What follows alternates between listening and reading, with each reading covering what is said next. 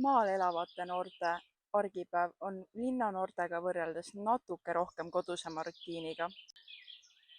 Üle kolmandiku noortest tegeleb trenni ja spordiga. Sellele järgnevad tihedalt kooliga seotud ülesanded ehk õppimine ja kodutööd. Maanoorte huvitegevustena toodi sageli välja muusikakool, kunstikool, koor, rahvatants, robootikaring ja isegi Kaitseliit. Vähem aktiivsete tegevustena toodi välja erinevad ekraanitegevused ning värskes õhus viibimine.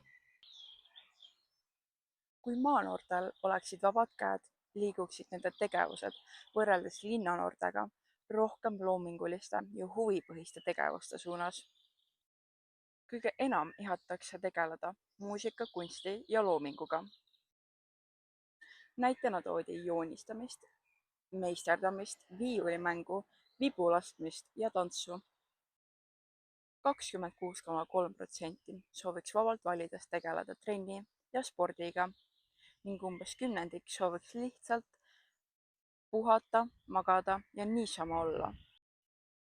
Sarnaselt linnanoortele on ka maanoorte seas soov vaba valiku korral õppida märgatavalt väiksem kui tegelik koolijärgne kohustus.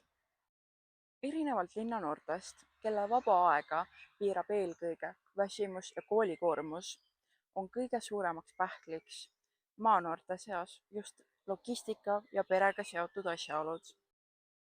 Väga paljudel puudub sobiv bussiliiklus, et näiteks linnas käia trennis või ujulas.